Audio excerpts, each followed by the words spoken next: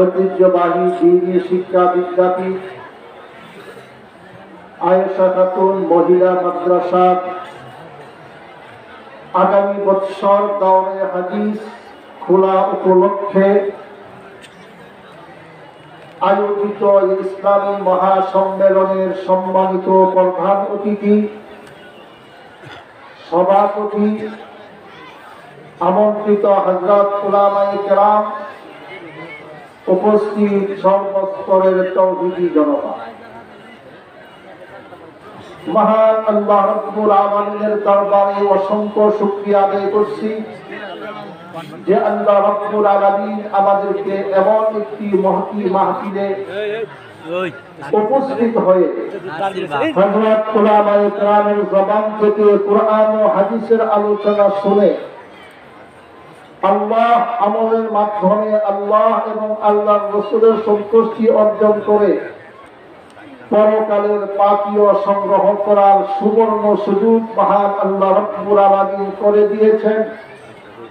এর জন্য কালিমাতুল শুকর আদায় করি আলহামদুলিল্লাহ।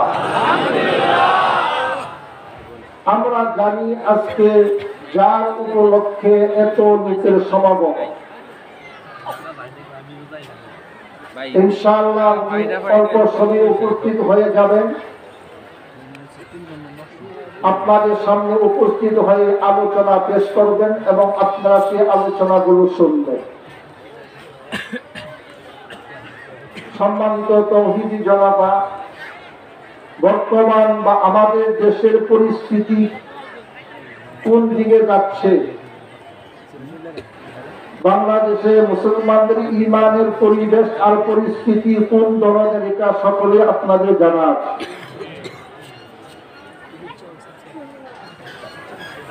আল্লাহ রাব্বুল আলামিন কিয়ামত পর্যন্ত এই জাতিকে সঠিক পথ প্রদর্শনের জন্য কালিমাতুল মুসলমানদেরকে ঈমানের পথে রাখার জন্য আল্লাহ রাব্বুল আলামিন যুগে যুগে এবং কিছু মধ্যে মুজাহিদ আল্লাহ পাক সৃষ্টি করবেন, যারা দুনিয়ার কোন তৌহিদি শক্তিকে মোটো পরোয়া করবে না, যারা তৌহিদি শক্তিকে প্রত্যাহার করে আল্লাহ এবং আল্লাহর রাসূলের বিধানকে মুমিন মুসলমানদের সম্মুখে সঠিক বিধানটা প্রকাশ করার জন্য তারা জান প্রাণ দিয়া চেষ্টা করবেন। এবং লোক আল্লাহ পাক অতীত সৃষ্টি করেছেন, বর্তমানেও আছে, কিয়ামত পর্যন্ত এই ধারাবাহিকতা অব্যাহত থাকবে। আপনারা যদিও গ্রাম দেশের মানুষ, কিন্তু এখন গ্রামের মানুষ আর শহরের মানুষের মাঝে তেমন কোনো তফাৎ নাই। দেশে কি হইতেছে, কি ঘটতেছে সব ঘরে বসে আপনারা দেখতেছেন, ঠিক না? জাতির এই ঈমানি ক্রান্তি লগ্নে আমাদের এই দেশের মুসলিম 3 থেকে 4 জন ভক্ত মুজাহিদ যদি সাহসী ভূমিকা পালন না করতে, তাহলে আমাদের দেশ শিরকের সয়লাবে বেঁচে যেত। ওই দিকে আমি আলোচনা করতে যাচ্ছি না, যাব না। কিন্তু দুঃখের বিষয় হলো আমাদের বর্তমানে সারা বিশ্বের 200 কোটির মতো মুসলমান, কিন্তু মুসলমান থাকলে কি হবে? যখন 1400 বছর আগে মুসলমানের সংখ্যা ছিল কম, তাদের মধ্যে যে ঈমানি চেতনা ছিল আমাদের মধ্যে সেই ঈমানি চেতনা নাই। আমরা মুসলমান বটে, ইসলামের যথাযথ প্রয়োগ আমাদের মধ্যে নাই। আমরা মুমিন বটে, কিন্তু পরিপূর্ণ ঈমান আমাদের মধ্যে নাই। আমরা মুজাহিদ বটে, জিহাদের স্পৃহা এবং জিহাদের চেতনা আমাদের মধ্যে নাই। আল্লাহ রাব্বুল আলামিন বর্তমানে মুসলমানদের ঈমানের হেফাজতের জন্য আমি মনে করি যাদেরকে আল্লাহ রাব্বুল আলামিন নির্বাচন করেছেন, এদের মধ্যে অন্যতম সিংহ পুরুষ হলেন যিনি আজকে আমাদের সামনে আসবেন, যার উপলক্ষে আপনারা এখানে উপস্থিত হয়েছেন, ঠিক না? মহতরম হাজির, আমরা দুনিয়াতে আসি, আল্লাহ রাব্বুল আলামিন আমাদেরকে দুনিয়াতে পাঠাইছেন। আমরা দুনিয়াতে কেউই থাকতে পারবো না, বা থাকতে পারবে থাকতে পারবো না। আমরা তো ইচ্ছা করে আসি না, ইচ্ছা করে আসছি। আমরা আল্লাহ রাব্বুল আলামিনের ইচ্ছায় আমরা দুনিয়াতে আসি। আমাদের কোনো অস্তিত্ব ছিল না। আগুন, পানি, বাতাস, মাটির মধ্যে আমাদের অস্তিত্ব বিক্ষিপ্ত ছিল। আল্লাহ রাব্বুল আলামিন দয়া করে, অনুগ্রহ করে আমাদেরকে অস্তিত্ব দান করেছেন। হাজার হাজার মখলুকাতের মধ্য হতে নির্বাচন করে আশরাফুল মখলুকাতের মধ্যে অন্তর্ভুক্ত করে আমাদেরকে সমস্ত মখলুকাতের উপর শ্রেষ্ঠত্ব আল্লাহ রাব্বুল আলামিন দান করেছেন। আবার যতদিন আমাদের ইচ্ছা ততদিন আমরা দুনিয়াতে থাকতে পারবো না, নাকি পারবে? মানুষ যদি তার ইচ্ছা মতে দুনিয়াতে থাকতে পারত তাহলে দুনিয়ার থেকে তো বের হইলে। এত সুন্দর দুনিয়া সাজানোর পরে, এত সুন্দর ঘর বাড়ি তৈরি করার পরে, নতুন সম্পত্তি কামাই করার পরে, মেম্বার থেকে নিয়ে প্রধানমন্ত্রী পর্যন্ত, প্রেসিডেন্ট পর্যন্ত এই ধরনের ক্ষমতা পাওয়ার পরে যদি মানুষ দুনিয়াতে থাকতে পারত, না যাইয়া থাকতে পারত, কেহ দুনিয়া ত্যাগ করলো না, ঠিক না বেশি? কিন্তু দুনিয়া ছাড়তে চাই না, বাকি কেহ দুনিয়াতে থাকতেও পারে। কারণ আল্লাহ রাব্বুল আলামিন আমাদের জন্য যখন আমরা দুনিয়াতে আসছি, আল্লাহ রাব্বুল আলামিন আমাদেরকে ফেরত টিকিট দিয়ে আল্লাহ পাক দুনিয়াতে পাঠাইছে। মানুষ যখন বিদেশ যা, ভ্রমণের জন্য যা, আপ ডাউন টিকিট কাটে, কত তারিখে বাংলাদেশ থেকে সে গেল, আবার রিটার্ন তার কত তারিখে হবে। ঠিক আমরা যখন আল্লাহ রাব্বুল আলামিন আমাদেরকে যখন দুনিয়াতে পাঠাইছেন, আমরা আবার দুনিয়া থেকে কবে চলে আসবো, এর রিটার্ন তারিখটা আল্লাহ রাব্বুল আলামিন নির্ধারণ করে রাখছেন। তবে এটা আল্লাহ জানেন, আমরা কেউ কি করি না, জানি না, ঠিক না বেশি? ইন্নাল্লাহা ইনদাহু ইলমুস সাআ ওয়া ইউনাজ্জিলুল গায়সা ওয়া ইয়া'লামু মা ফিল আরহাম ওয়া মা তাদরি নাফসুম মাযা তাকসিবু গাদা ওয়া মা তাদরি নাফসুম বিআইয়ি আরদিন তামুত ইন্নাল্লাহা আলীমুন খাবীর। আল্লাহ রাব্বুল আলামিন কত সুন্দরভাবে, সুস্পষ্টভাবে আমাদেরকে জানিয়ে দিয়েছেন যে বান্দা, আমি তোমাদেরকে দুনিয়াতে পাঠাইছি সফরের জন্য, তোমরা মুসাফির। তোমাদের অবস্থান দুনিয়াতে কার অবস্থান কতদিন হবে এবং অবস্থান শেষ করে কে কখন চলে আসবে, এটা একমাত্র আমি জানি, দুনিয়ার কাউকে আমি জানতে দেই না। যে ট্রেনের যাত্রী, বাসের যাত্রী, ট্রেনে বসে, বাসে বসে গল্পদারিতে লিপ্ত, 5 মিনিট পরে অ্যাক্সিডেন্ট করে দুর্ঘটনায় তার গাড়ি দুর্ঘটনার কবলিত হয়ে সে মারা যাবে, কিন্তু তার কোনো কিনায় খবর নাই। মানুষ যদি তার দুনিয়ার অবস্থানটা শেষ হয়ে গেল, সে দুনিয়ার থেকে দুনিয়াতে থাকতে পারবে না, কবে সে চলে যাবে এটা যদি জানতো, তাহলে দুনিয়ার নিজাম এত সুন্দরভাবে চলতে পারত না। মানুষের কান্নাকাটি, হাই হুতা, চিল্লাচিল্লির কারণে সারাটা দুনিয়া উত্তপ্ত হয়ে পড়ে। কিন্তু আল্লাহ রাব্বুল আলামিন মানুষকে দুনিয়াতে পাঠাইছেন সীমিত সময় দিয়া, কিন্তু সীমিত সময়টা কার কতটুকু কতদিন একমাত্র আল্লাহ রাব্বুল আলামিন জানেন, আর দুনিয়ার কেউ জানেন। এটা আমরা বিশ্বাস করি যে আসলাম আমরা আল্লাহ রাব্বুল আলামিনের ইচ্ছা। একটা কারণ দ্বিমত আছে, আমরা আবার চলে যাব আল্লাহ রাব্বুল আলামিনের ইচ্ছা, ঠিক আছে? কিন্তু আসা আর যাওয়ার মধ্যে যে যতদিন আমরা দুনিয়াতে থাকবো, দুনিয়ার অবস্থানকালীন সময়টা যদি আমরা আল্লাহ রাব্বুল আলামিনের ইচ্ছা মতে কাটাতে পারি, তাহলে আমাদের দুনিয়ার আগমনটা সার্থক হয়ে যাবে। সুবহানাল্লাহ। অল্প দিন, বিশ্বাস করি, কিন্তু আমরা দুনিয়াতে থাকতে পারবো না।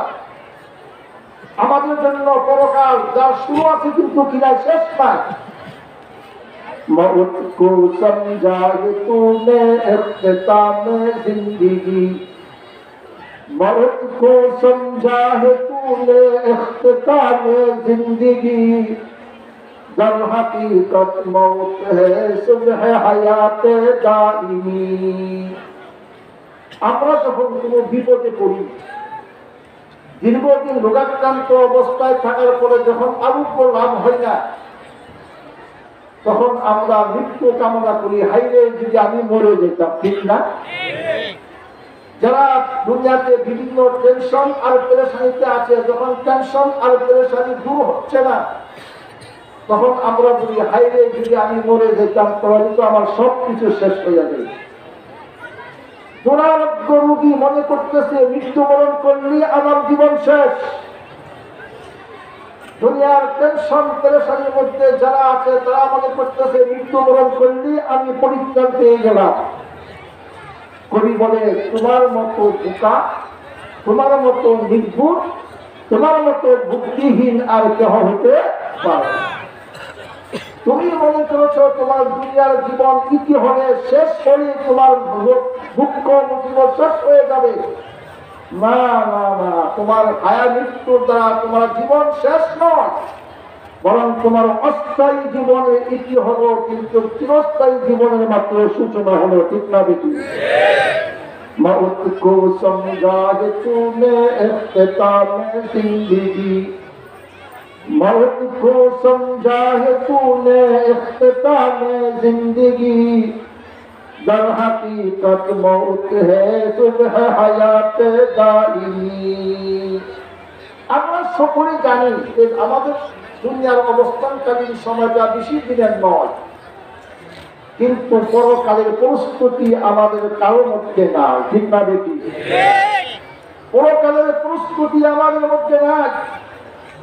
যদি পরকালের প্রস্তুতি আমাদের মধ্যে থাকতো, তাহলে আমরা হযরত উলামায়ে কেরাম আমাদেরকে যে পথে পরিচালনা করেন, আমরা ওই পথে পরিচালিত হইতাম। ঠিক না বেটি?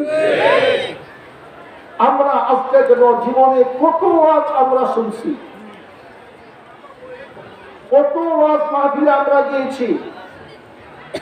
ওয়াজ মাহফিলে উলামায়ে কেরামের জবান থেকে আমরা অল্প অল্প করে যা শুনেছি, যদি সে অনুপাতে আমল করতাম, যদি সে অনুপাতে আমাদের মৃত্যুর পরকালের প্রস্তুতি আমরা গ্রহণ করতাম, তাহলে পরকালের বিশাল সামান আমাদের তৈরি হয়ে যেত। ঠিক না বেটি?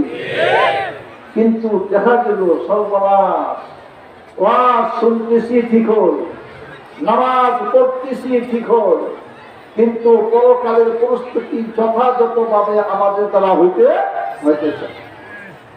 তার একমাত্র কারণ হলো দুনিয়া এবং দুনিয়ার মাফিক দুনিয়া, দুনিয়া এবং দুনিয়ার মধ্যে যা কিছু আছে সবগুলো আমাদেরকে এমন ভাবে গ্রাস করেছে যে আমরা দুনিয়াকে অস্থায়ী মনে করব, চিরস্থায়ী জগতের প্রস্তুতি নিতে দুনিয়া আমাদেরকে দিচ্ছে না। ঠিক না বেশি? মানুষ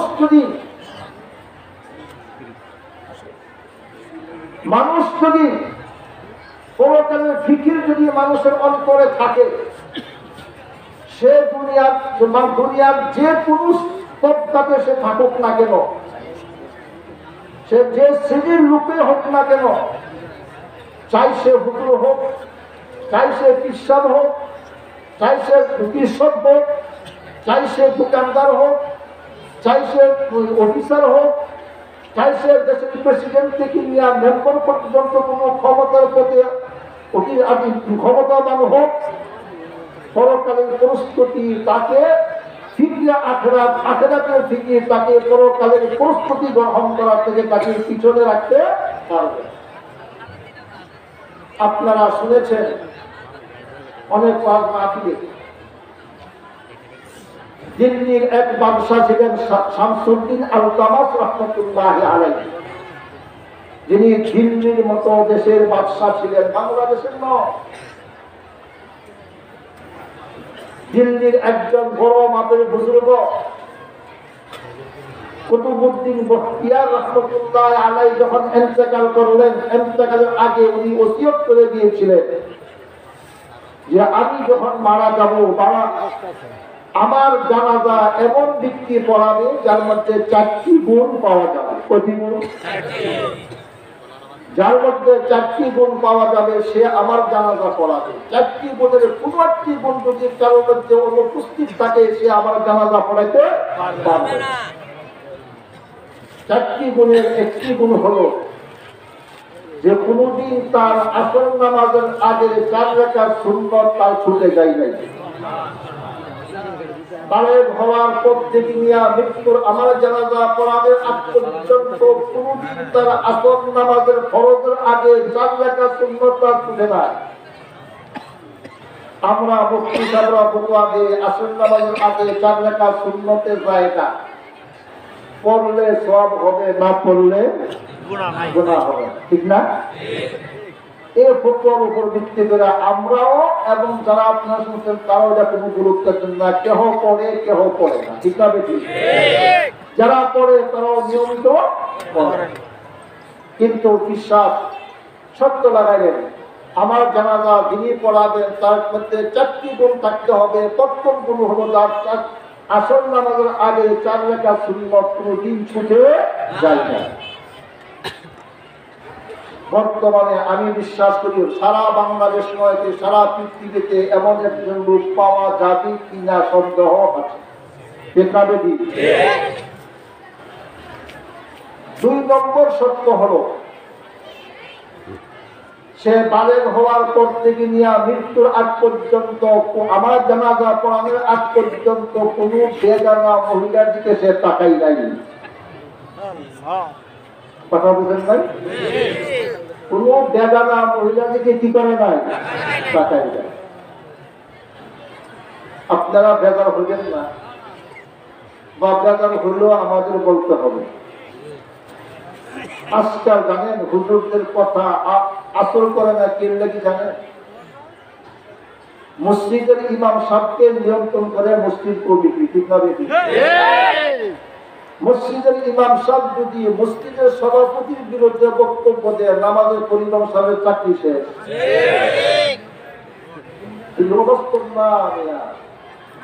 নরসিংদীতে নরসিংদীর থাকি আমি, দ্বিতীয়বারে বালকারে থাকি কোথায়? সব কিছু আমাদের জানা আছে।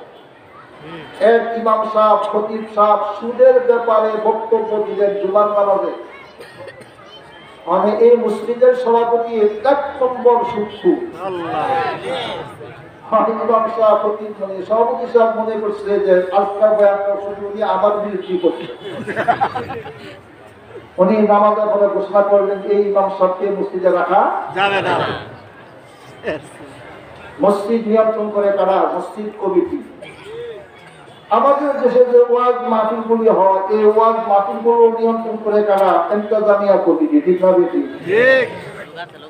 সারা বিষয়বস্তু বিষয়বস্তু নির্ধারণ করে এই ব্যাপারে ওয়াজ করবেন, এই ব্যাপারে ওয়াজ করবেন না। বিচার তাল গাছ আমার। আপনারা ওয়াজ করেন, কোন আপত্তি না, বাকি যে সমস্ত আকাম প্রকাম গুলি আমরা করি এগুলি বলতে পারবেন না, ঠিক না বেশি? তাই হইতেছে। মনে করেন যদি সারা দেশের মানুষ রুগী হইয়া যায়, সারা দেশের মানুষ যদি রুগী হইয়া যায়, সব রুগীরা যদি আন্দোলন করে যে আমাদের ডাক্তাররা আমাদের মতে আমাদের কি করতে হবে, চিকিৎসা করতে হবে, ডাক্তারদের মতে নয়, তাহলে ওই রুগীদের যেমন অবস্থা, বর্তমান আমাদের দেশের পাবলিকের জনসাধারণ মুসলমানদের ঈমানেরও হবে সেই অবস্থা, কোন সন্দেহ নাই।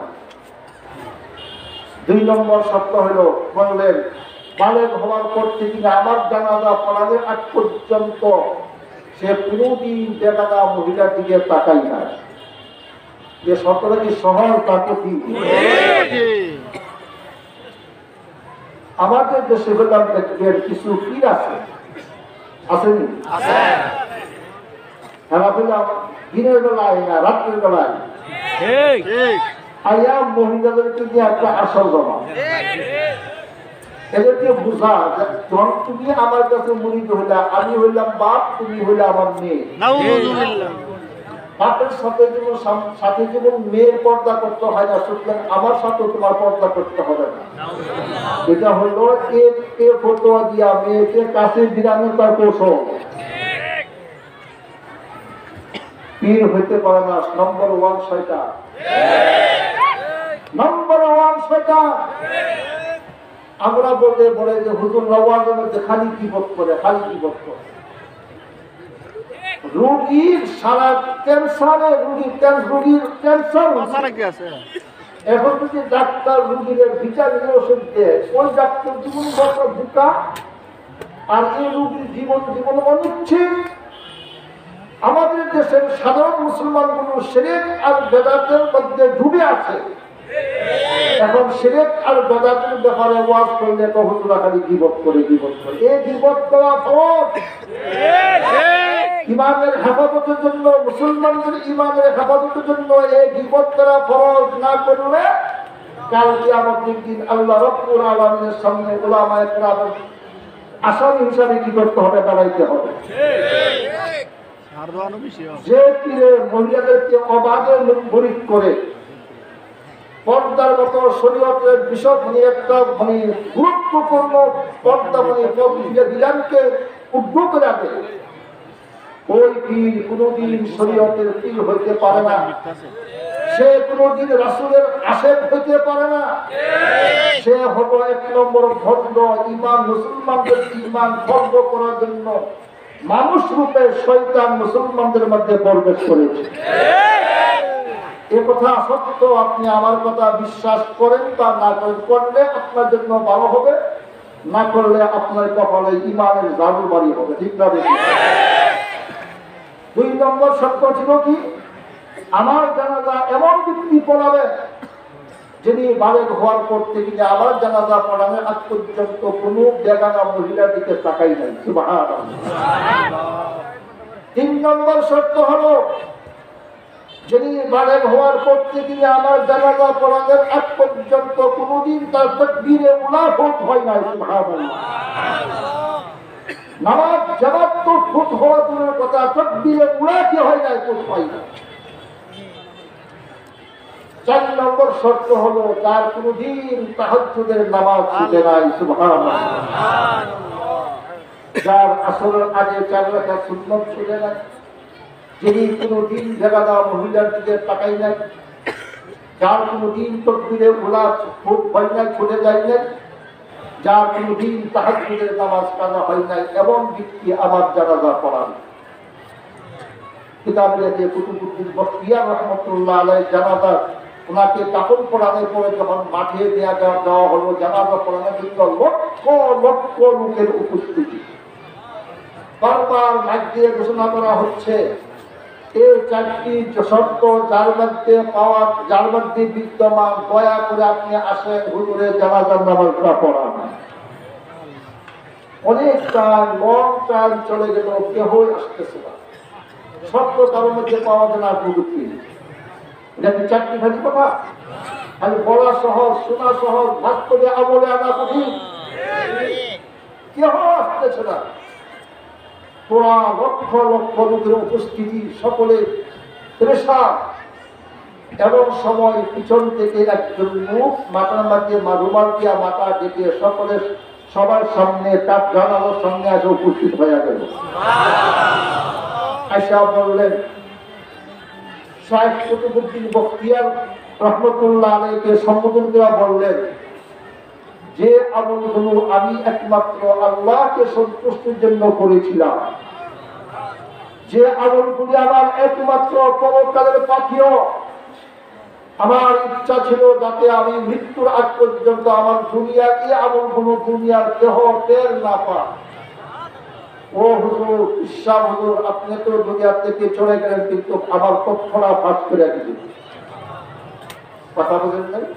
প্রকাশ পাওয়া গেছে। উনিকে দিল্লির বাদশাহ শামসুদ্দিন আল তামাস রাহমাতুল্লাহ আলাইহি শেষ পর্যন্ত শায়েখ কুতুবুদ্দিন বখতিয়ার রাহমাতুল্লাহ আলাইহি জানাজা পড়াইছেন কে? কোনো আলেম নয়, কোনো পীর সাহেব নয়, কোন মুফতি সাহেব, কোন মুহাদ্দিস সাহেব নয়। কে পড়াইছেন? হিন্দি বাদশাহ শামসুদ্দিন আল-তামাস রাহমাতুল্লাহ। আমার আলোচনার উদ্দেশ্য হলো যার মধ্যে আখিরাতের ফিকির আছে, যার মধ্যে পরকালের আল্লাহ রাব্বুল আলামিনের কাছে জবাবদিহিতার ভয় আছে, সে দুনিয়ার যে কোনো লোক, যে স্তরের লোকের হোক না কেন, পরকালের প্রস্তুতি তাকে কোনো জিনিস থেকে ফিরাইয়া পরকালের প্রস্তুতি তাকে দুনিয়ার কোনো ব্যস্ততা তাকে ফিরাইয়া রাখতে পারে, তাকে বিরত রাখতে পারে। মুহতারাম হাজিরিন, আমরা আল্লাহ রাব্বুল আলামিনের অশেষ মেহেরবানি যে আল্লাহ রাব্বুল আলামিন আমাদেরকে জন্ম সূত্রে আল্লাহ পাক আমাদেরকে ঈমান দান করছেন, ঠিক না বেঠিক?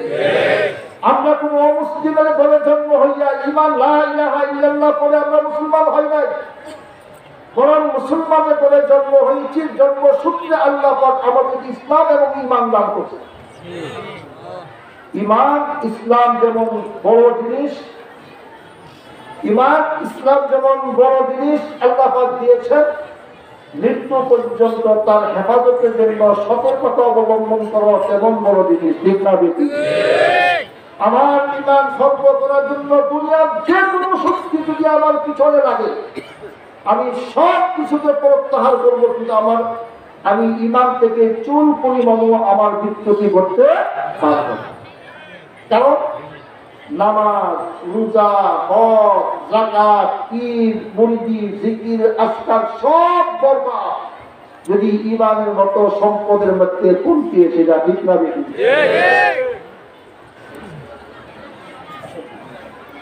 যদি ঈমানের মধ্যে কমতি আসে, আমার সব কি হয়ে যাবে? বরবাদ হয়ে নষ্ট হয়ে যাবে। এজন্য ভাই, হক্কানি আলেমের কাছে বয়াত হয়ে, হক্কানি উলামায়ে কেরামের সাথে সম্পর্ক রেখে, পৈতৃক সূত্রে যে সম্পদ আল্লাহ পাক আমাকে দান করেছেন, এটার হেফাজতের জন্য, রক্ষণাবেক্ষণা করার জন্য মৃত্যুর আগ পর্যন্ত আমার চেষ্টা চালাইয়া যাইতে হবে। মনে রাখতে হবে, মানুষ একটা কথা বলে যে ভিত্তির দিকে দল বড়, দল থেকে দেশ বড়, আমরা বলি দেশ থেকে ঈমান বড়। দেশ বড় এখানে থামতে হবে না, আত্ম আগাইতে হবে, দেশ থেকে ঈমান বড়। কোন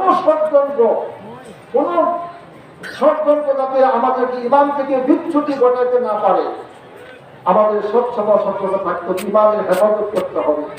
আল্লাহ রাব্বুল আলামিন আমাদের সকলকে ঈমানের হেফাজত করার তৌফিক আল্লাহ পাক দান করেন। আমিন। সর্বশেষ কথা, আমি আজকে এখানে যে উদ্দেশ্যে আসছি, এশার নামাজের পরে আমার বুখারী শরীফের ঘটনা, ওই ঘটনা নিশ্চয় আমি এখানে আসছি শুধু আপনাদেরকে ওয়াজ শোনানোর জন্য না, একটা ঘোষণা শোনানোর জন্য। যে মাদ্রাসার উদ্যোগে আজকে এই ইসলামী সম্মেলন, আলীনগর আয়েশা খাতুন মহিলা মাদ্রাসা, আলহামদুলিল্লাহ মেশকাত জামাত পর্যন্ত বর্তমানে শিক্ষা কার্যক্রম চালু আছে। আগামী বছর শুধু আর একটা ক্লাস বাকি আছে, দাওরায়ে হাদিস। আগামী বছর এই মাদ্রাসার মহিলা বিভাগের দাওরায়ে হাদিস খোলা হবে, সিদ্ধান্ত নেওয়া হয়েছে। আপনারা আলহামদুলিল্লাহ। আপনাদের মেয়েদেরকে দিন শেখার জন্য আর অত দূরে যাওয়ার প্রয়োজন নাই। একটা পাচ্ছি আলেফ বা তাসাব থেকে শুরু করে তার দিন শিক্ষার সূচনা থেকে শেষ প্রান্ত পর্যন্ত সে পৌঁছতে পারবে, এই মাদ্রাসার মধ্যে শিক্ষা লাভ করবে। এটা আমরা খুশি না বেজা? আমাদের শুধু খালি খুশি যে পর্যন্ত না, সহযোগিতা করতে হবে। 1 নম্বর হলো ছাত্রী দিয়া, 2 নম্বরে সহযোগিতা করতে হবে এই মাদ্রাসার যে যখন যা প্রয়োজন আপনাদের কাছে ব্যক্ত করা হয় তা আপনারা পূরণ করার জন্য চেষ্টা করবেন। সাবধান, আলীনগর হোক, কোন জায়গার মানুষ যাতে প্রতিষ্ঠানের বিরুদ্ধে অবস্থান মানে। আজকাল তো আমাদের দেশের মধ্যে নেতৃত্বের বড় চাহিদা। যদি নেতৃত্বের মধ্যে কোনো ঘাটতি থাকে, তখন হুজুরদের বিরুদ্ধে, মুসলিমদের বিরুদ্ধে, মাদ্রাসার বিরুদ্ধে আমরা লেগে যাই। প্রতিষ্ঠানের সাথে সম্পৃক্ত থাকবেন, প্রতিষ্ঠানের খাদেম হইবেন, সেবক হইবেন, প্রতিষ্ঠানের নেতৃত্ব দেওয়ার জন্য এখানে কেউ আসবেন না। আমরা ইনশাআল্লাহ এ জাতীয় হাজার হাজার প্রতিষ্ঠান পরিচালনা করার মতো ক্ষমতা আল্লাহ আমাদেরকে দিয়েছেন। বুদ্ধি, বিবেক, শিক্ষকতা, যোগ্যতা সব আমাদের মধ্যে আল্লাহ আমাদেরকে দিয়েছেন। সুতরাং আপনাদের কাজ হলো এটাকে মনে করেন সামনে আগায় দাও। আপনার ঠিয়া হয়ে থাকবে প্রতিষ্ঠানের সপক্ষে, প্রতিষ্ঠানের সেবক হইয়া যাতে আল্লাহর কাছে যাইতে পারেন চেষ্টা করবেন, আর এই মন মানুষটা নিয়ে লাগা থাকবে। আমি আপনাদের কাছে সেই দোয়াটা চাইলাম, ইনশাআল্লাহ এলান ঘোষণা দিলাম যে আগামী বছর থেকে আমাদের আয়েশা খাতুন মহিলা মাদ্রাসাতে সর্বশেষ জামাত ক্লাস তাকমিল দাওরায়ে হাদিসের জামাত আগামী বছর খোলা হবে। আপনারা দোয়া করবেন যতদিন পর্যন্ত আল্লাহ পাক দুনিয়া টিকায় রাখেন, যাতে আল্লাহ পাক এই মাদ্রাসাকে আল্লাহ পাক টিকায় রাখেন। এই মাদ্রাসার মাধ্যমে যাতে আন্দর মহল থেকে যত ভোট দিনী আছে যাতে আল্লাহ পাক সব দূর করে, যাতে আল্লাহ পাক আন্দর মহলে দিনী ফেজা আল্লাহ রাব্বুল আলামিন চালু করে দেন, সেই দোয়া আর আহ্বান জানিয়ে আমি আমার সংক্ষিপ্ত আলোচনা শেষ করলাম। আসসালামু আলাইকুম ওয়া রাহমাতুল্লাহি ওয়া বারাকাতুহু।